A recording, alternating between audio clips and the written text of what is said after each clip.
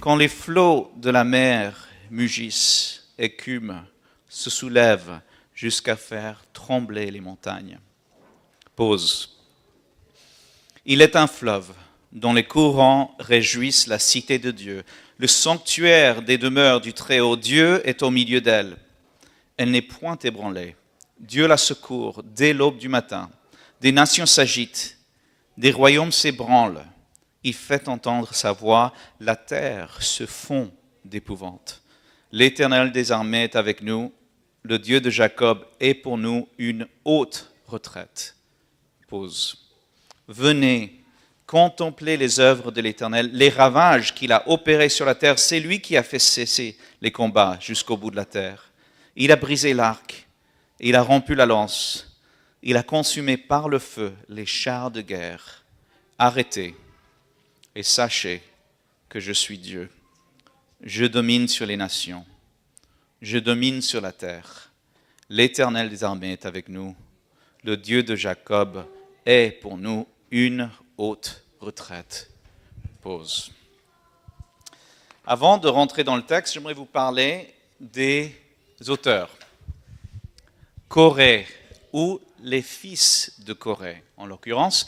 Alors, en hébreu, fils ou ben a un sens plus large, plus flexible. Donc, ça ne veut pas toujours dire littéralement fils. Donc, quand le texte dit en hébreu Bnei Korach, il est en train de parler plus loin des descendants de Korach. Et souvent, l'hébreu comme ça, par exemple, on peut parler d'une Ben Israël ou une Bat Israël, qui veut dire une personne d'origine juive. On peut parler de Bnei Nevim, les fils de prophètes, qui veut dire surtout les disciples de prophètes ou ceux qui suivent les prophètes. Et je n'ai pas le temps de donner d'autres exemples comme la Bar Mitzvah ou le Ben HaTorah, celui qui suit la loi avec rigueur, celui qui veut être fidèle aux préceptes de son père. Donc ici, nous avons des auteurs qui revendiquent le nom Coré ou en hébreu Korach. Et qui était ce Korach? Qui était ce prénommé Coré? En fait, Coré, Korach, était un homme qui vivait à l'époque de Moïse, la sortie d'Égypte, et Coré, Korach était l'un des plus compétents et intelligents de sa génération. Il était bien plus intelligent, selon lui, du leadership que Dieu avait mis en place. Moïse et Aaron. Vraiment, dites-moi, sérieusement, un faiseur d'idoles devient le grand prêtre?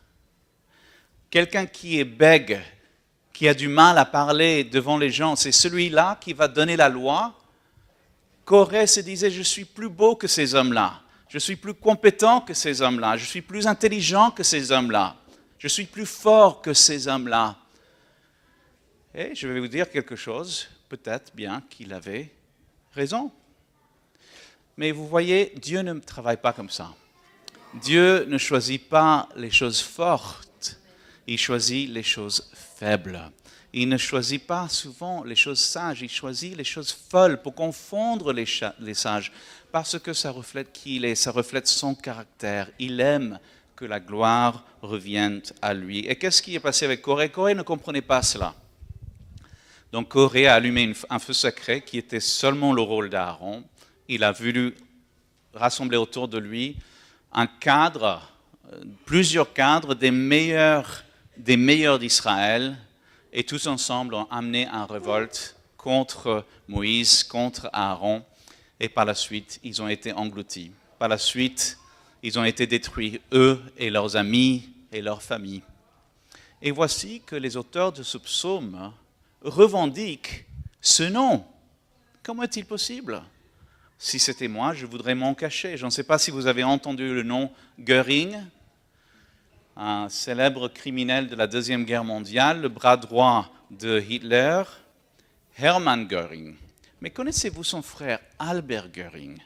Le frère de Hermann Göring était quelqu'un qui a aidé à sauver des Juifs pendant la guerre. Il a travaillé férocement contre l'œuvre de son frère et a parlé souvent publiquement contre Hitler.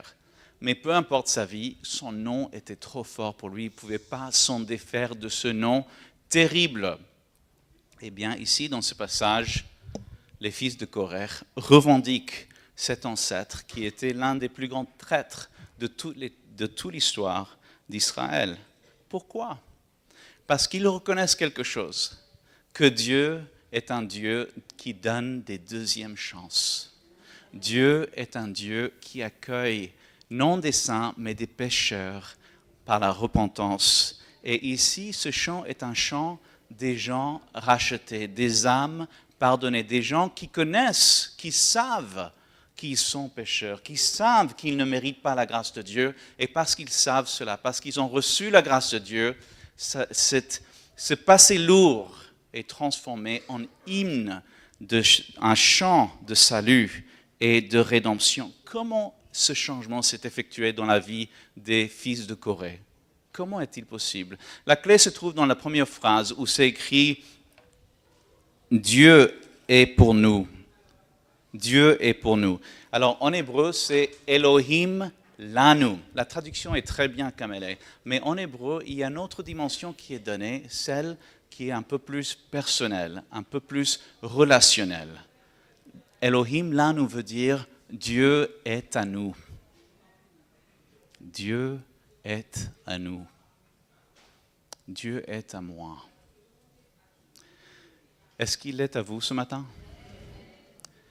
Est-ce que Dieu vous appartient? Est-ce qu'en beaucoup plus important, est-ce que vous l'appartenez?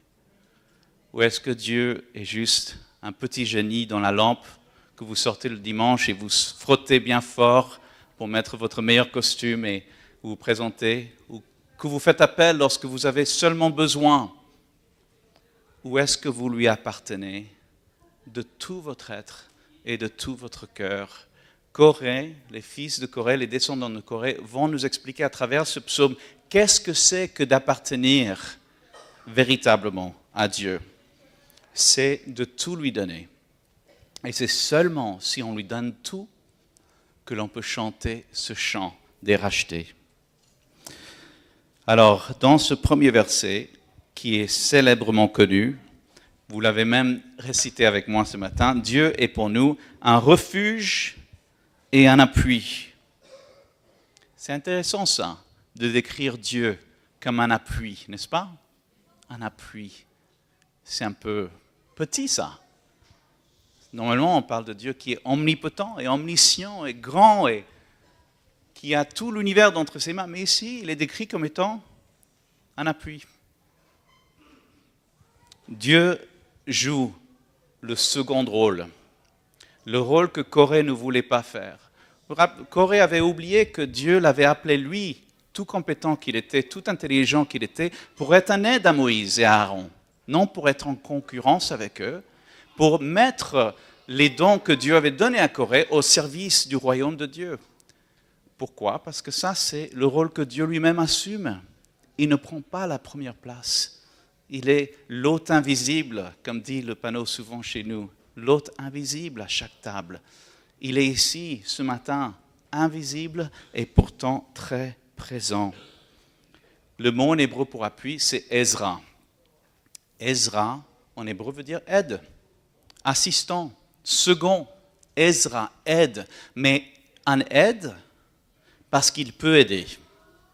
Un appui parce que vous pouvez mettre toutes vos charges sur lui. Ezra veut dire un aide, mais d'une position de force. Dieu n'est pas en second rôle parce qu'il est plus faible. Dieu est en second rôle parce qu'il est plus fort que nous. Et il peut nous aider à jouer le rôle qu'il nous a appelés à jouer dans le ministère, dans la société, dans nos boulots, à l'école, dans notre vie.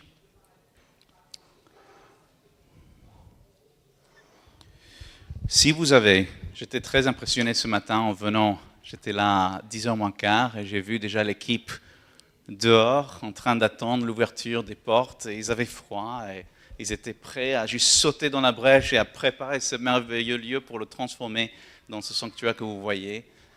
Les seconds rôles, Dieu les appelle, Dieu les donne compétences, Dieu les appelle à être plus forts souvent que les mêmes dirigeants parce qu'il vous appelle à l'imiter et à travailler ensemble au royaume de Dieu. Dieu, comme dit la chantrice Sally Klein, elle a chanté ce chant merveilleux que j'aime. Des gens improbables pour des tâches impossibles. Donc, Dieu a choisi le bègue pour être le législateur.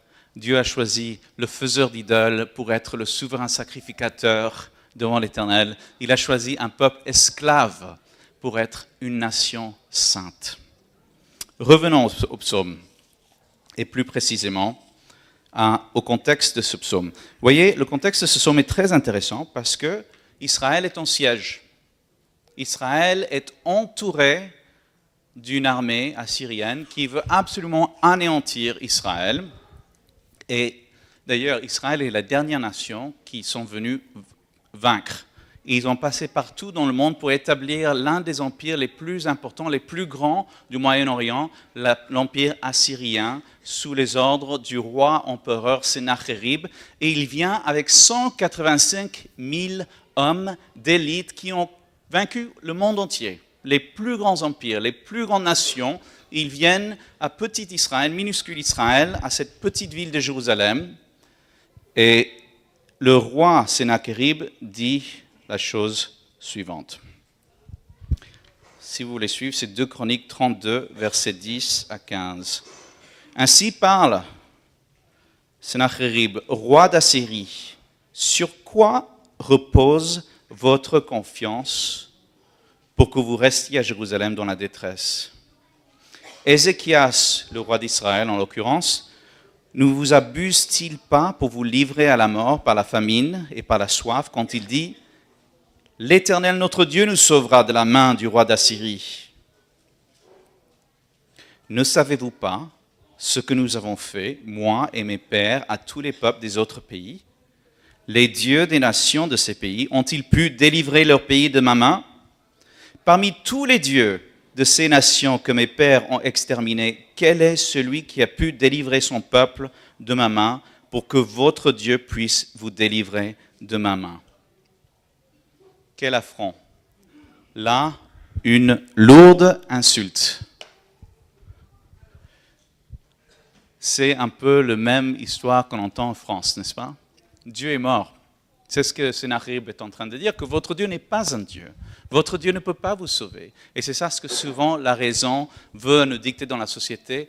Dieu n'existe pas, Dieu est mort. Dieu ne peut pas vous sauver, dit Sennacherib au roi d'Israël et au peuple de Dieu. Mais les fils de Corée à cette insulte répondent la phrase suivante. Nous sommes sans crainte. Nous sommes sans crainte. Comment peuvent-ils dire qu'ils n'ont pas peur? Rappelez-vous la photo de tout à l'heure sur la place de la République, même pas peur. En fait, vous vous rappelez comme moi, au mois de novembre, décembre, tout le monde avait peur. On le disait parce qu'on ne voulait pas avoir peur, justement. Vous savez, la Bible dit 2 choses sur la crainte dans la vie. Qu'il faut faire 2 choses. Il faut craindre Dieu et aussi il nous dit ne crains pas. Crains Dieu et ne crains pas. La Bible dit cela aux personnages les plus illustres, les héros les plus grands, comme à David. Il a dit n'aie pas peur. Il a dit ça à Moïse et à l'apôtre Paul.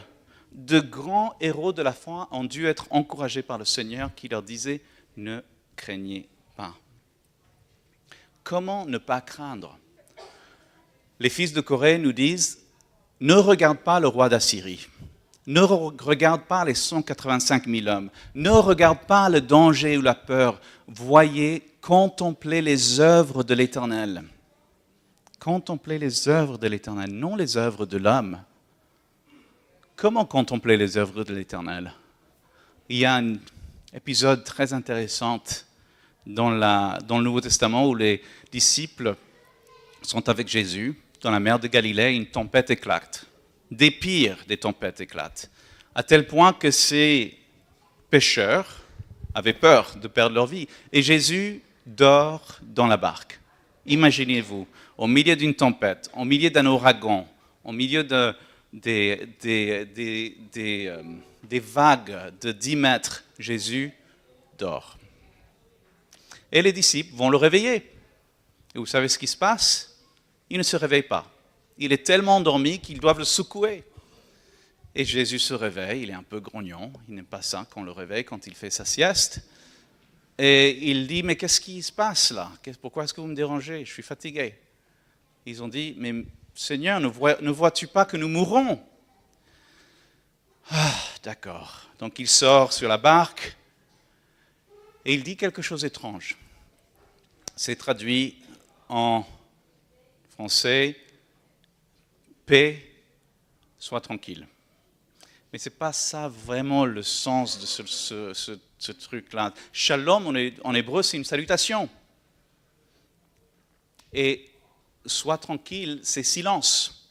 Donc ce que Jésus est en train de dire à la tempête, à la mer, c'est le suivant. Eh oh, ça suffit maintenant. Dans un autre passage du Nouveau Testament qui relate le même épisode, c'est écrit que Jésus a menacé la tempête. Alors, les disciples, c'est intéressant de voir la réaction des disciples. Pourquoi? Parce qu'ils croyaient avoir peur avant. Ils avaient vraiment peur après. De qui avez-vous plus peur? Du lion qui rugit ou la chose qui fait peur au lion? Jésus le dit de cette manière-ci dans le Nouveau Testament.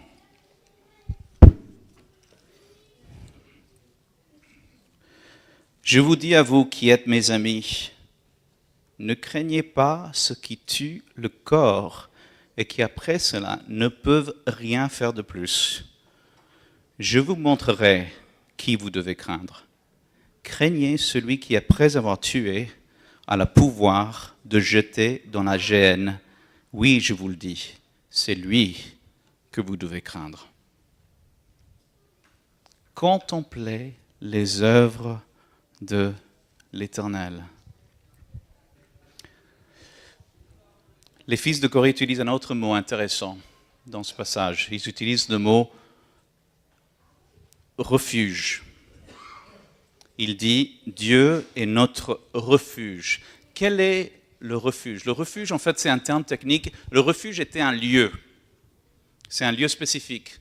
Il y avait six villes de refuge en Israël. Et la ville de refuge, c'est un lieu où tu pouvais être en sûreté si jamais tu tuais quelqu'un par accident. Disons un meurtre involontaire, un accident, et la personne qui est dans cet accident meurt et c'est toi le coupable. C'est toi qui as causé, provoqué l'accident. À cette époque, la famille t'aurait chassé du long au large du pays pour te trouver et se venger sur toi et attraper tes biens. Tes seules chances, c'était de courir le plus vite que tes pieds pouvaient te porter vers une ville de refuge. Et si tu arrivais à pénétrer l'une des villes de refuge, ta vie était sauve. Par contre, tu ne pouvais plus quitter cette ville jusqu'à la fin de ta vie.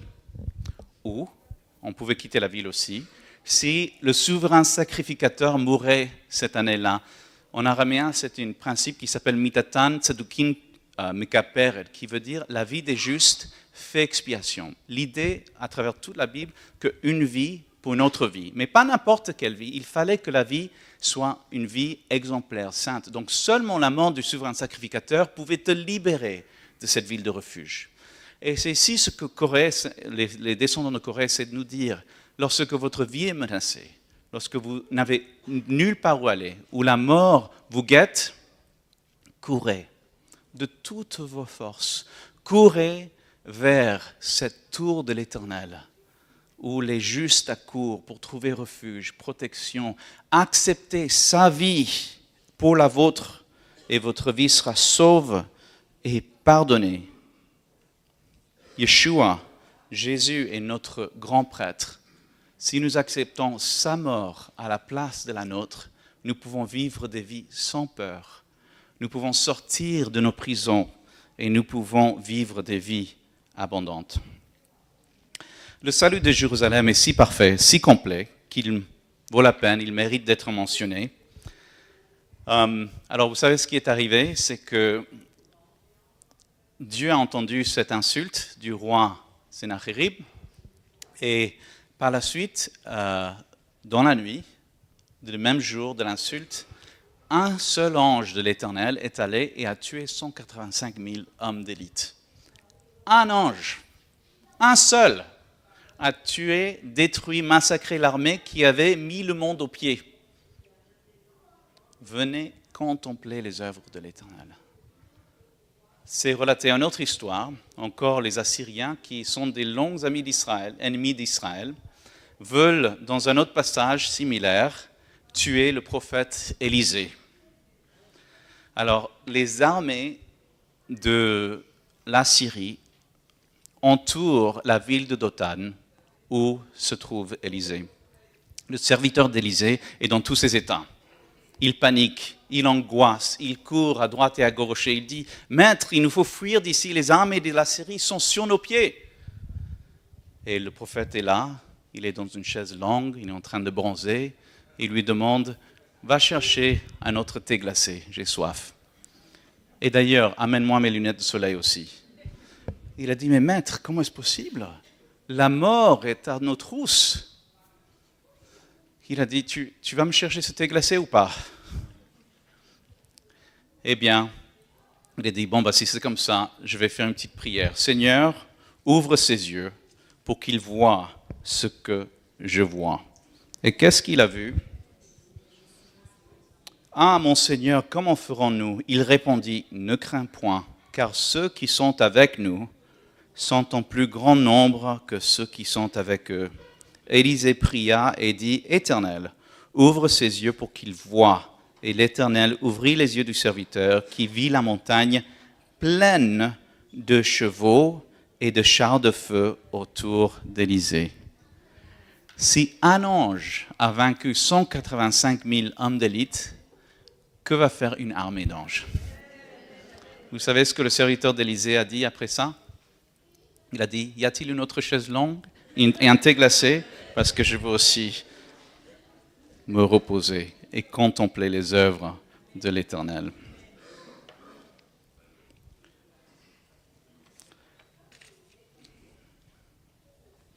Dieu est plus fort. Dieu est plus grand. Dieu est de notre côté. J'étais à New York lorsque les 2 tours sont tombées. Je les ai vus de mes propres yeux. J'ai vu la ville dévastée, des gens ambulants, l'odeur néfaste qui a couvert la ville pendant des mois après la tombée des tours, les gens qui déambulaient dans la rue sans direction, sans savoir où aller. Je suis allé à l'hôpital avec mon épouse Delphine et on a voulu donner du sang. On est rentré dans l'hôpital et les gens couraient d'une partie de l'hôpital à l'autre et les administrateurs de l'hôpital sortaient pour essayer de calmer le jeu et s'effondrer en larmes eux-mêmes. J'étais aussi présent, comme je vous ai dit tout à l'heure, pendant les attentats à Paris. J'étais en Israël pendant la guerre de Gaza. J'ai vu des roquettes autour de ma tête. Les montagnes tomberont à la mer. Les montagnes, ce sont nos forteresses, les choses qui nous rendent fortes. Les finances pour New York, les 2 tours représentaient les finances de la puissance américaine. Pour Israël, la montagne, c'était l'armée qui était décousue pendant cette guerre de Gaza. Pour Paris, c'est notre ville de légèreté qui est aujourd'hui des fois une zone de guerre. Les montagnes tomberont à la mer. Quelles sont les choses sur lesquelles vous vous appuyez?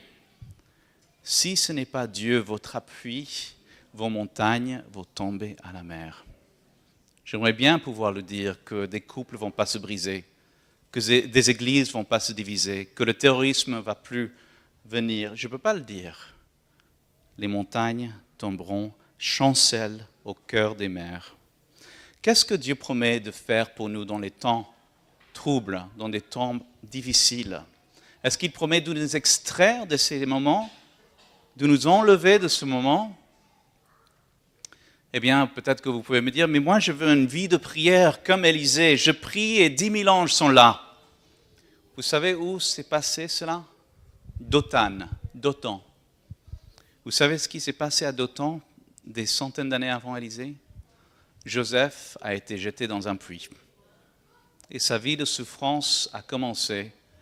Mais c'est grâce à sa vie de souffrance, à cette mort symbolique qu'il a eue pendant toutes ces années en Égypte, que Joseph a pu sauver le monde et a pu amener le salut, non seulement à Dothan pour Élisée, mais pour nous tous. Et ainsi, Jésus est celui qui a payé le prix à la croix Jésus a subi la peine qui nous est due pour que nous puissions vivre ces vies. Mais il faut mourir à soi. Il faut lui donner tout ce que nous sommes, tout qui nous sommes. Non, Dieu ne nous promet pas de nous enlever de ces moments troubles. Comme on a tous vécu la crise financière et le terrorisme à Paris, j'ai un ami qui s'appelle Paul. Et Paul, dans sa société, son job, lorsque la crise financière a touché, était de virer tout le monde. Et une fois qu'il a viré tout le monde dans la société, il a dû se virer lui-même. Non, Dieu ne nous promet pas de nous enlever, mais nous promet d'être présent. La présence de Dieu dans les temps troubles, la présence de Dieu lorsque nous avons peur, change toute la donne. D'ailleurs, je vais devoir prendre un vol. Il est presque 1h. À 1h à Charles de Gaulle, je vais devoir partir. Mais mon vol est à 1h. Ah mince. Est-ce que vous croyez que je peux y arriver à temps? Non. Ah, mais j'ai oublié de vous dire quelque chose. J'y vais avec le président de la France. Est-ce que je vais arriver à l'heure? Oui. Est-ce que je vais avoir mon vol? Oui. Parce que la présence du président change les circonstances. Et la même chose, la présence de Dieu change les circonstances.